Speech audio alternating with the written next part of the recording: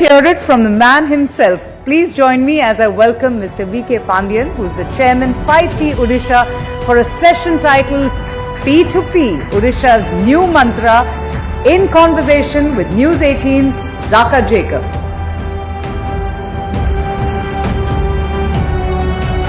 Welcome. Let's have a huge round of applause, ladies and gentlemen.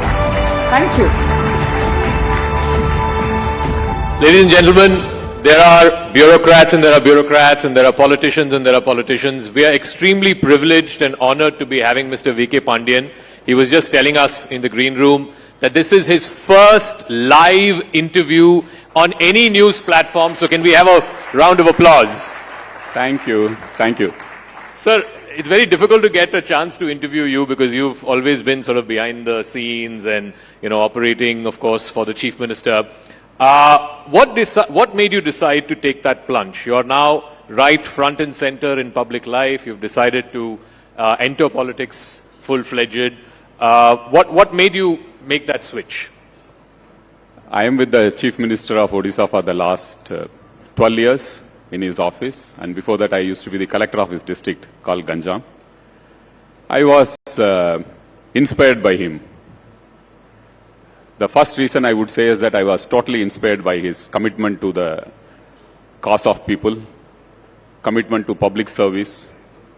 But 1 year back, if some of my friends have asked, or somebody has asked my friends that whether Mr. Pandian will join politics, everyone would have laughed. I would have also laughed about that. After COVID, the grievance cell of Chief Minister's office was closed as a precautionary measure. So after that, Chief Minister wanted that we should go to the villages, we should go to the people and do grievance. So 1 year back, we started that exercise of touching all the assembly constituencies and blocks for grievance redressal of people. So when I went there, I realized that there is a strong connect with people and I'm not being treated like a bureaucrat there. It was a little more than a bureaucrat. I was embarrassed in some places.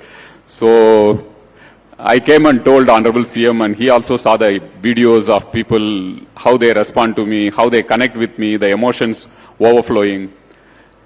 And then the inner calling came that, okay, maybe I should not be covered by that screen of bureaucracy. I should come out and help my guru, the Honorable Chief Minister of Odisha, as a nice disciple. So tell us a little bit more about your guru, your father figure. I mean, he will, by the middle of this year, become the longest ever serving Chief Minister in the history of India. He's already gone past Jyoti Basu. I think he'll go past Pawan Chamling by the middle of this year. It has never happened in the history of India. And you have seen firsthand why it has happened or what makes him tick. So tell us, what is the success of his longevity? I don't know throughout the world you have any parallel of a democratically elected leader continuing in a space as popular as the Chief Minister of Odisha and winning election after election with a higher margin instead of anti-incumbency having pro-incumbency. And he is now going to touch 2.5 decades. He started in a decade when newspapers were ruling the roost. Then came internet, then social media. So all these eras of public scrutiny he has stood. And his popularity ratings are the highest in the country for any Chief Minister. So I would say that one of the main reasons for his success is that he doesn't see politics as politics. He sees it as public service. And people also don't see him as a political leader. They see him as somebody who is there to serve them. I think that is the connect he has with people and which has made him very popular. What is the connect that you have? Of course, you've worked under him as a bureaucrat, you were his private secretary, you were district collector in his home district before that. But more than that, at a personal level, clearly something has inspired you to make that political plunge. It's a blessing to work with a great soul like him. I consciously use the word soul. It's more of values. It's not about a great leader doing great work. Many people will do great work. There may be great administrators, there may be great planners. This Chief Minister, Mr. Naveen Patnaik, has a great soul. I consider it as a blessing to be with him for more than a decade.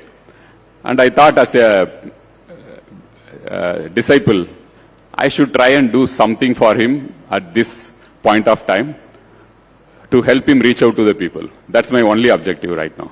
So for such a popular chief minister, many would ask, why is he then allying with the BJP? What is this pressing compulsion? Never, I don't think in Indian politics you have seen an alliance between a ruling party and the main opposition party. So something must have happened.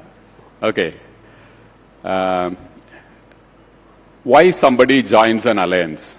Somebody joins an alliance because they want to win elections. Somebody joins an alliance because they want to have an impact in the electoral map. Here is a chief minister who is so popular in the state and he gets 3/4 majority every time, Mr. Naveen Patnaik. The recently concluded Panchayat elections, he won symbol election. It's based on party symbol. He won 90% of the seats. And the second party was 5% seats, BJP. So Mr. Naveen Patnaik doesn't need an alliance to come back to serve the people. He doesn't need an alliance. You're saying BJP needs an alliance? No, I would say the same thing about Mr. Narendra Modi, the Honorable Prime Minister of India. Whatever surveys you are showing, whatever others are showing, that he is going to become the Prime Minister of the country. Mr. Naveen Patnaik is going to the Chief Minister of the state, undoubtedly, and Mr. Narendra Modi is going to be the Prime Minister. How I put it is beyond, there are some things beyond politics. It is a mark of great statesmanship. That's how I put it. That two great leaders wanting to come together for a greater cause. It has significance as two great people coming together as a mark of statesmanship. It has nothing to do with politics. That's how I see it. That's how I put it. And even the chief minister thinks that way. So you said in the... It has no electoral value either for BJP or for BJD. No, earlier in the first part of the answer you said, why do parties align with each other? They want to win elections, they want to change the electoral map. So is it that BJP needs BJD more or BJD needs BJP more? BJD doesn't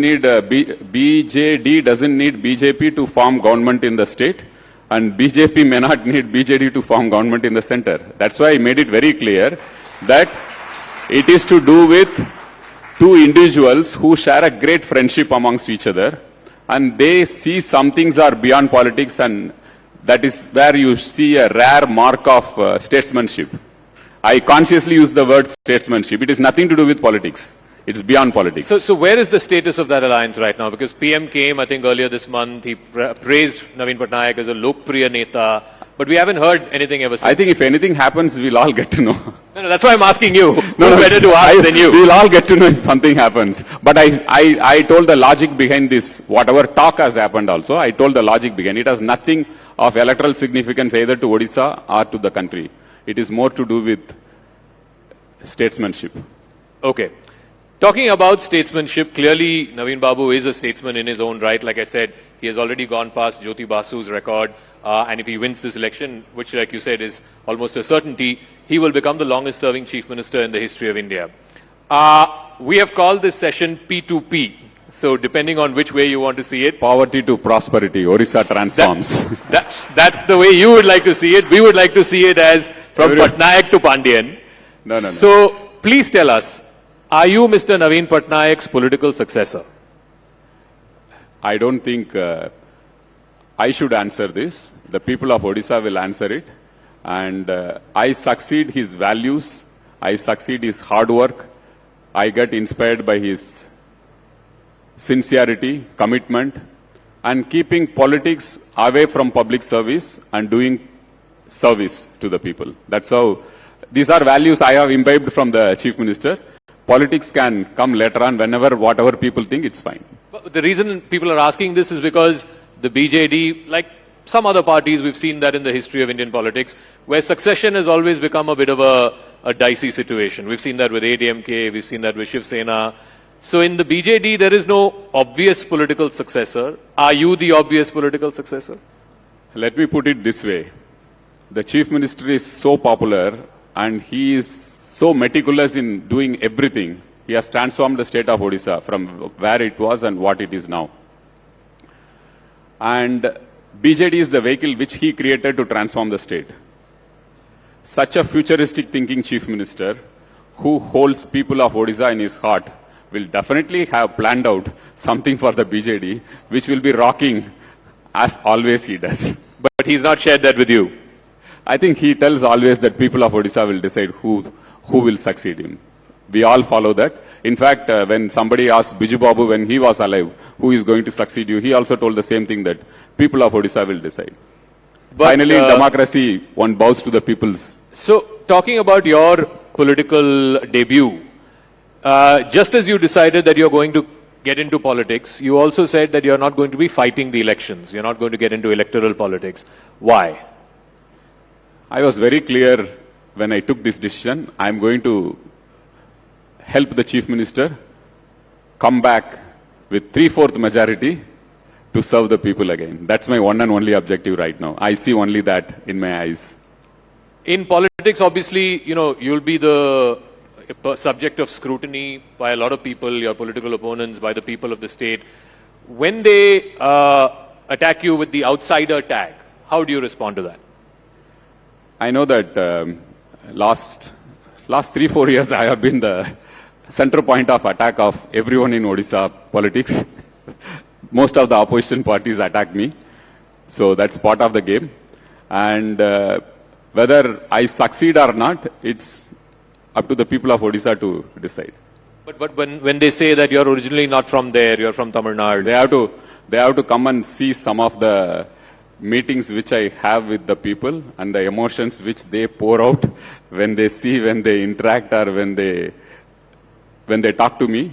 I think that will clarify how they hold me, whether they hold me as one of theirs or whether they hold me as an outsider. It's the people of Odisha who finally decide. But, I mean, you're also a fluent Odia speaker by virtue of your bureaucratic career, of course. You're married to a Odia, a native. But beyond that, for people to accept somebody who is from a different state, I mean, the only comparable example I can think of, and probably you'll relate to this, is MGR. Coming from one state and contesting in another state, even Jayalalitha to an extent. What is it about our people in India, in different states, that they wholeheartedly give love to even someone who may not be originally from their place, but are considered one of their own? People are very smart and intelligent. If Naveen Patnaik has succeeded so many years in Odisha, it's because people see his clear heart. He has heart in the right place. And they know that this guy wants to change Odisha, transform Odisha, and he is spending every minute of his time for Odisha and its people and its growth. So when people are so intelligent and smart, they will judge what is what and who is who. And that's how I think the connect which I have with people is the same. The connect that you have with the people is the same, because people believe that you are wanting to do this as a service and not... but that's what all politicians say. So time will tell that. Whether I have meant what I say or whether I have some other hidden agenda, time will say. But I leave it to the people to judge whether I stand by the service mind which I got from the Chief Minister. So you did say that Odisha has transformed, no doubt, in the last 20-25 years. It has transformed as a state. And I want to deal with both ends of it. At the welfare end, at the lower end, obviously there are various programs that Naveen Babu has launched, from Kalia to the BSKY program, the Mission Shakti. Now, over the last year or so, there has been this whole thing in politics, this whole narrative and counter-narrative, that many of these things are freebies or reveries. How would you respond to that? There are some things which one should call it as responsibilities of a welfare state. Health, education, taking care of food security of the vulnerable people. All these one should, even United States does, take care of health, take care of education. You have public schools, you have public hospitals. What the Chief Minister has done is, why there should be a quality difference between a public school and a private school. He invested in public schools, transformed the public schools, like private schools are better than private schools. I'll be happy to share that we have about 8,600 high schools in the state. We have transformed all the 8,620 high schools in the state. We don't have blackboards in these schools. We have smart boards like these, digital boards in these schools. And we have science labs, class science labs, modern laboratories, libraries, e-libraries at high school level. So he wanted to empower the people of Odisha to make them dream big for their children. Because 70 to 80% of the children will always be dependent on public schools. So he transformed the public schools and made it as good or better than private schools. He also transformed the hospitals, public hospitals, government hospitals, as good as or better than private hospitals. So this is where he spends money. So health, education, food security, these are things which any government should do for its population, and people are happy about it. And if you want to take the state to the next level, 70% of the population who are dependent on public institutions should have the best access to public institutions. When you do that, you actually empower the people and make them dream big. That's when a state will go forward.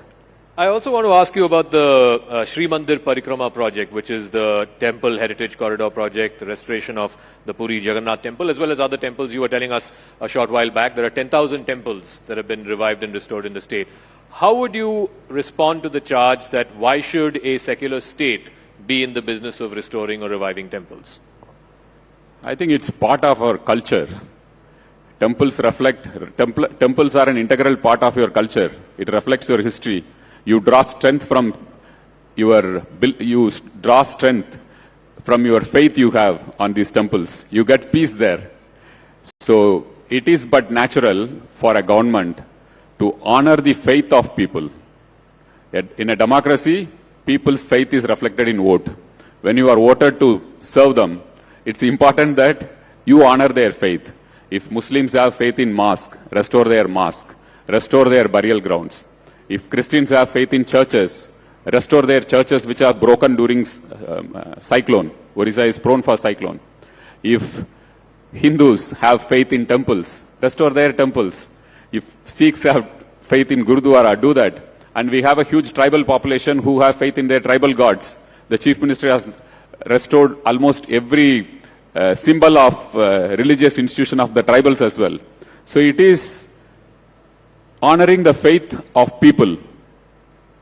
So you call it a secular, I call it a spiritual governance, which the Chief Minister believes in. It's a spiritual governance. It's not secular governance. You have to run the extra mile to take care that people's faith is honored. You don't think this will be a point of difference between you and the BJP because you split the alliance in 2009 after the Kandhamal riots? That is a communal issue. There is a difference between being communal and spiritual. Here the Chief Minister has protected, preserved, conserved religious institutions of all religions. That's what I meant by spiritual governance. You honor the faith of people. I also want to talk about, and of course a lot of our viewers are well acquainted with this, Odisha has of course become a big hub, a big center for sports and sports promotion, particularly hockey. You've got world-class stadiums now in Rourkela, in Bhubaneswar, the Hockey World Cup, you hosted the Hockey World Cup. What explains Odisha and particularly your Chief Minister's love for sports? I believe you are also a sports I'm also from sports candidate. hostel. I was trained to be a professional athlete. I left I was a middle distance runner and left halfway through because my father asked me whether you want to continue as a sports person and end up in railway stations as TTE after playing nationals, or you want to go a little further. That was the ecosystem which sports has. Unfortunately, we have improved a bit on it, but still a long way to go for India to make our sportsmen into professional sports. And regarding your question about hockey and Odisha, half of the Indian team at one point of time, or 30% of the Indian team, had players from Odisha. People of Odisha are in love with hockey, many parts of the country. But in Odisha, hockey is celebrated. You will get, even for local matches, you will get such huge crowds for hockey. Our Chief Minister is also he used to be a hockey player, he used to be a goalkeeper. And his father had told a very interesting anecdote, linking hockey and the Indian national movement. Linking hockey and the Indian freedom movement. Indian freedom movement, right. So when India was not conceived as a country. We were fighting for our independence. The only place where India was representing us, India was in Olympics, even before independence. British India, whatever you call it. So the gold medals used to come from hockey. When India was an idea, we were fighting for independent India. At that point of time, India was honored at a world stage because of hockey. So that is something which Biju Patnaik, who used to be a freedom fighter, late Biju Babu, he had told his son Naveen Patnaik that we all got inspired that India, at least somewhere it is making a wave, at least through hockey, it made an impact for itself, that we are getting gold in Olympics. So that is something which gave that emotional connect to our Chief Minister. And people of Odisha are deeply in love with hockey. So he thought that we should take up hockey seriously. And we are the only state perhaps in the world who is supporting a national team. A provincial government supporting, sponsoring a national team. Generally a national team is sponsored by corporates. The Chief Minister wanted that, well, let's send a message. This game has contributed for, at least indirectly during the Indian national movement, to make Indians feel proud about something when they were fighting the British. So perhaps that is the reason why he took it up as an emotional thing, and it gelled well with Odisha. All right. So in fact, Odisha sponsors both the men's and women's hockey teams. So can we Senior have a round and of junior. Senior and junior. So that is an incredible thing. It's generally corporates who sponsor teams, but here you have a state government sponsoring. So finally, Mr. Pandian. And after 38 years, 40 years, India won a medal in last Olympics in Beijing. Correct. After Odisha sponsored. Of course, the credit goes to our players, the support team and everyone, but Odisha had a small role in that. Odisha had a small role in India getting a medal after 3 decades. So finally, is Mr. Pandian, the middle distance runner, ready for the long distance marathon of politics? I take one day at a time. I don't see anything long term. In human life, you should take one day at a time. Not then you are stressful. This is something which I learned from our Chief Minister. Very spiritual. Take next minute. Live in the moment, present moment. So for this day and for the last 25 minutes, Mr. Pandian, thank you very much Thank for joining you, us Jai here at the Jagannath. Rising Thank Bharat you. Summit. Thank you. Ladies and gentlemen, can we have a round of applause? Thank you so much for that very important advice. Live each day. And that was Odisha's influential bureaucrat, now serving the people of the state with utmost dedication and selflessness and sharing his vision for the state's development. Well, ladies and gentlemen,